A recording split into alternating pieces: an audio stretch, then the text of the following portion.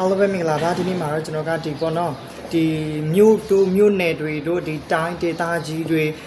ဒီရွာတွေကိုပေါ့နော်အင်္ဂလိပ်လိုဘယ်လိုခေါ်မလဲသူတို့ရဲ့အင်္ဂလိပ်အခေါ်အဝေါ်တွေကိုဘယ်လိုခေါ်လို့ရမလဲဆိုတာဒီနေ့ကျွန်တော် share ပေးမှာဖြစ်ပါတယ်ဆိုတော့ဗီဒီယိုကိုဆုံးထိကြည့်ပေးဖို့အရင်ဦးဆုံးတိုက်တွန်းချင်ပါတယ်ပေါ့နော်ဆိုတော့ကျွန်တော်ကကြတော့ဒီမြို့ဒီ city ဘက်ကိုရောက်နေပေါ့နော်ဒီမြို့တွေဆိုလို့ရှိရင်တော့ဒီ city လို့ခေါ်တယ်ပေါ့နော်ဆိုတော့ပထမဆုံးတစ်လုံးအနေနဲ့ share ပေးချင်တာကပါလဲဆိုတော့ဒီပြည်နယ်ဘက်တွေဆိုလို့ရှိရင်အင်္ဂလိပ်လိုဘယ်လိုခေါ်လဲဆိုတော့ state state ပြည်နယ်လို့ခေါ်ပါတယ်နောက်ထပ်ဒုတိယတစ်ကြောင်းနောက်ထပ်ဒုတိယတစ်ခုကပါလဲဆိုတော့တိုင်း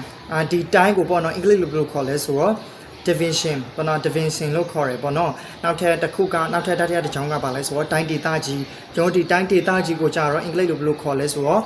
region ပေါ့နော်အဲ့လိုမျိုးလေး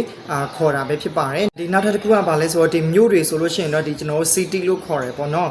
နောက်ထပ်တစ်ခုကကြာတော့ဒီမြို့နယ်တွေဆိုလို့ရှိရင် township လို့ခေါ်တယ်ဒီမြို့တော်တွေကိုကြာတော့ဒီ capital လို့ခေါ်တယ်ရွာတွေဘက်ကိုကြာတော့ဒီကျွန်တော်ဒီ village လို့ခေါ်တယ်ပေါ့နော်ဒီရွာတွေဘက်ပြီးတော့ကျွန်တော်ဒီလူဦးရေတွေဘာတွေကိုအင်္ဂလိပ်လိုပြောမယ်ဆိုလို့ရှိရင်တော့ population ပေါ့နော် population ဆိုလို့ရှိရင်တော့လူဦးရေပေါ့နော်ဒီနယ်မြေဘက်ပိုင်းဆိုလို့ရှိရင်အင်္ဂလိပ်လိုဘယ်လိုခေါ်လဲဆိုတော့ territory ပေါ့နော်ဒီ territory ဆိုလို့ရှိရင်နယ်မြေပေါ့နော်အဲ့လိုမျိုးလေးအခေါ်ပေါ်သုံးရမှာပဲဖြစ်ပါတယ်နောက်ထပ်တစ်ခုကပါလဲဆိုတော့ဒီ area ပေါ့နော်ဒီ area ဆိုလို့ရှိရင်လည်းအင်္ဂလိပ်လိုပဲအဲ့လိုပဲ area ပဲအဲ့ area လို့ခေါ်သုံးလို့ရတယ်ပေါ့နော်သူကဘာလဲဆိုတော့ကျွန်တော်ဒီဘယ်လိုခေါ်မလဲ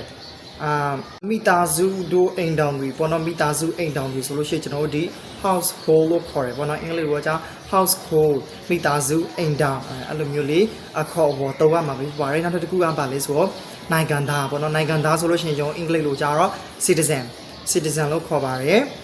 နောက်တစ်ခုကကြာတော့ဒီခရိုင်ဘက်ပိုင်းဆိုလို့ရှိရင်ကျွန်တော်အင်္ဂလိပ်လိုကြာတော့ district လို့ခေါ်တယ်နောက်ဆုံးတစ်ခုကဘာလဲဆိုတော့အစိုးရကိုကြာတော့ကျွန်တော်အင်္ဂလိပ်လို government လို့ခေါ်ပါတယ်ဆိုတော့ကျွန်တော်ဒီအခေါ်အဝေါ်လေးတွေကိုနားလေးလောက်မယ်လို့မျှော်လင့်ပါတယ်ဆိုတော့ပေါ့နော်ဒီအင်္ဂလိပ်လိုအခေါ်အဝေါ်လေးဒါတော့ကျွန်တော်ဒီနေပြည်ဘက်ပိုင်းတို့ဒီရွာတို့မြို့နယ်တို့ပေါ့နော်တချို့သောသူတွေမသိတဲ့သူတွေအတွက်share ပေးရခြင်းပဲဖြစ်ပါတယ်ပေါ့နော်ဆိုတော့ဗီဒီယိုကိုဆုံးထိကြည့်ပေးတဲ့သူတွေအားလုံးကိုကျေးဇူးတင်တယ်ဒီဗီဒီယိုမှာဆိုလို့ရှိရင်နားလေးလောက်မယ်လို့မျှော်လင့်နေတယ်ပေါ့နော်တကယ်လို့နားမလည်လိုက်ဘူးဆိုလို့ရှိရင်လည်း comment မှာ